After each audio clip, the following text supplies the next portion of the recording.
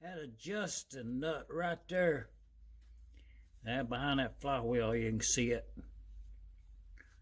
Has a guide machined on it to center up that spring. It has the other end machined off there to capture that cotter. So that's a 3 horsepower right there. EK Magneto. I think this is a 1923. Yeah. I should be starting up that Emerson Bronham over there, but I'll get past this right here and then I'll get back onto that. But it's these things down here is what the function of them is. It's the trip. This right here trips that EK Magneto. Some of them are made out of hex stock, and some of those, about half and half, was made out of round bar stock. And there is some, they wasn't consistent, maybe years or production run, but pretty close. But you can, the inconsistence, the round part right there, the thickness of it, but it has no, it's not detrimental to the part.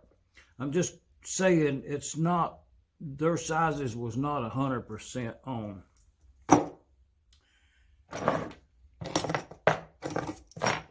Oh, but we'll draw a picture, a blueprint, so to speak, of this little part right here.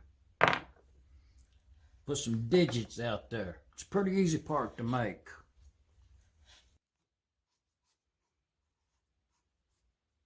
Okay, that's our bar stock. 5/8 hex. That's this measurement on the outside of your hex part, with the point being on top. Flat sides going down that way. Viewing it like that. Okay, there's another measurement which is kind of hidden that you wouldn't think about on the get-go, and it's easy enough to do, is, oh yeah, it has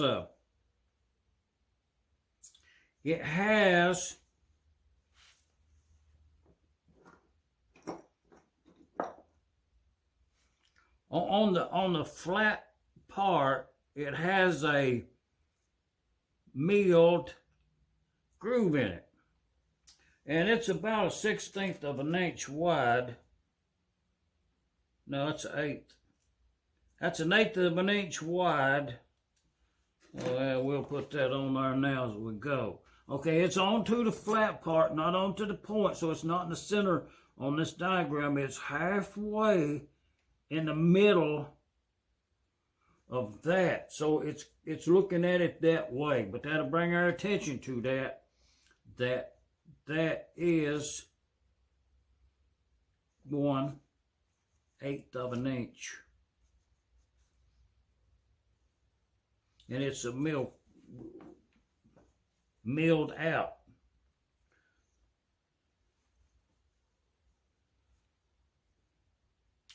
The other part to measure is how much did we turn down this right here, and that's 477, 476, 474, 476.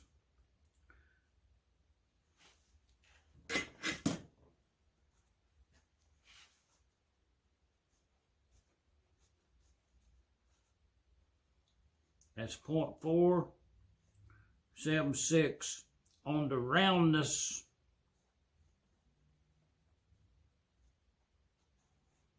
of that.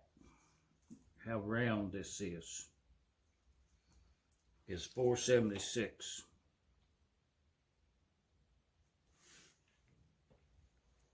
Okay, and looking at the end of it here, it does have all of them, and I'm going by all of these, not just one.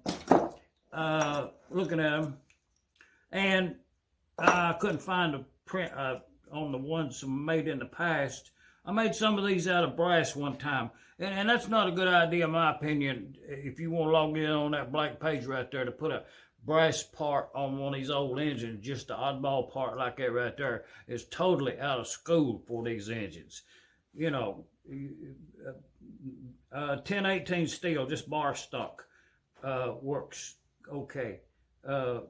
If you make them out of 1214L, the machining is so much easier, especially on a smaller mill. But with a camphor on the end right there, yeah, the inside on all of them don't have any beveling. They're straight, always straight cut. The thread through the thing here, this thread in here,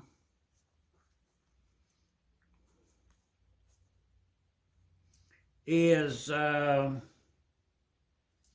that's 5/16 24. 5/24 thread is this right here. Okay, the deceiving part of that little thing is when you look down in it, you look down in that hole there with a lamp, you can see that it's undercut. The reason that undercut is that on the rod itself, this here is capable of bypassing the end down here. If you did not undercut that, and that's what it does, is it has no threads that much, and then it has threads. Okay, when you turn that down, it goes all the way and it sticks out the other end.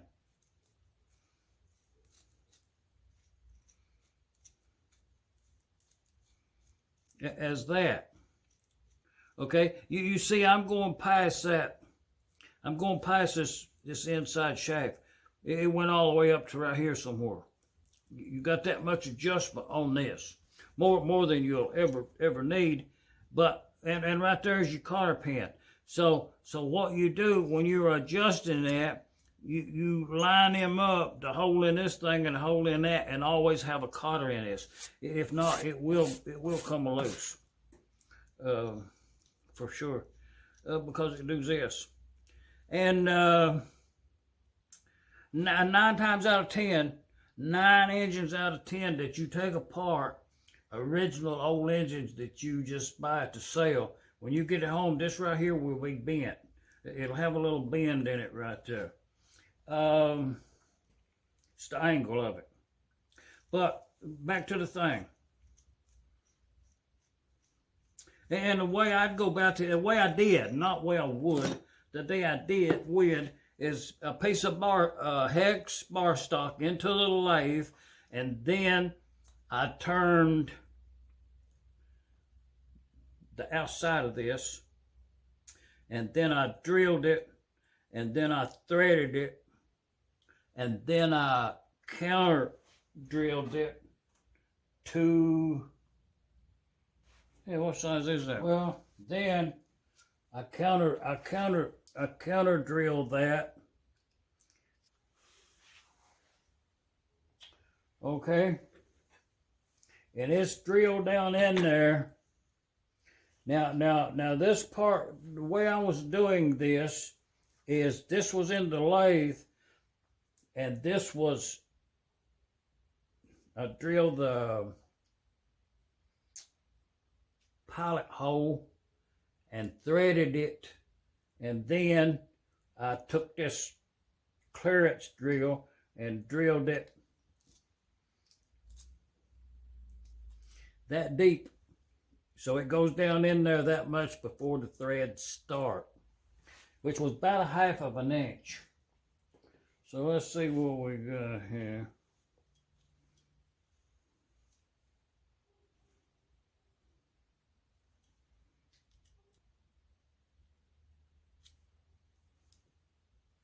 Okay, that's 489 thousandths.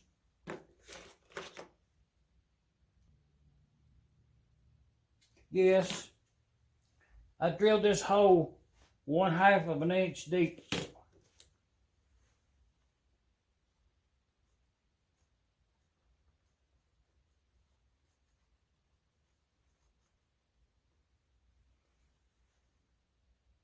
Okay, a 5/16 bit, a 1/2 inch deep, and then from there on down is the 5/16 by 24 thread.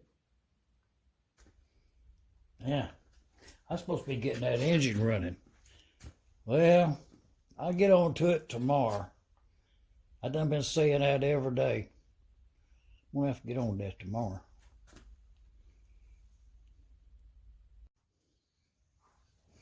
Well, not to quote the manual entirely, but this is a 3 horsepower here, and this is the way this goes.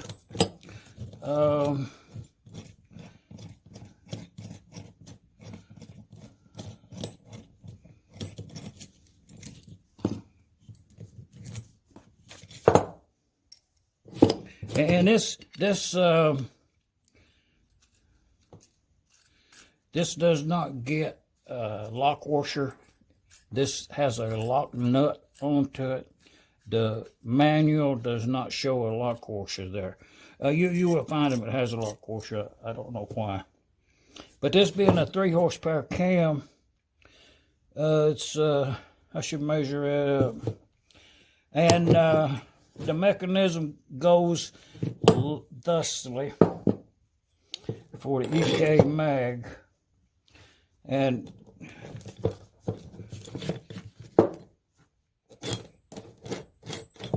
this is the complete setup here.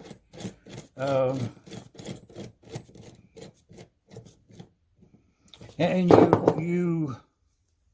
when you have adjusted this correct tension on the spring on the initial timing on this engine, when you have this adjusted correctly, then you put a cotter in that hole right there, support it.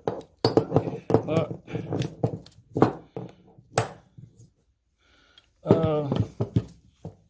that part right there is the part that you'll be making.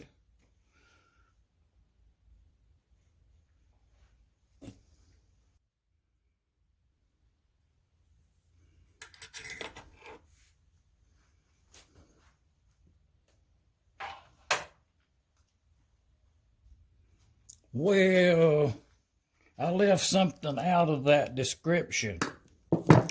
Once you have made the correct adjustment on this adjusting nut, once you have your EK, this mechanism adjusted correctly, once you get that done, then you make your timing adjustment on this end.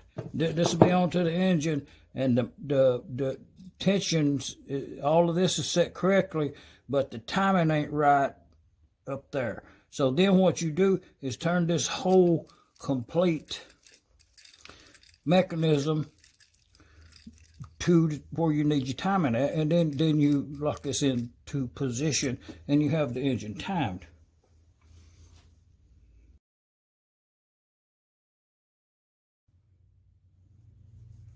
Well, yeah.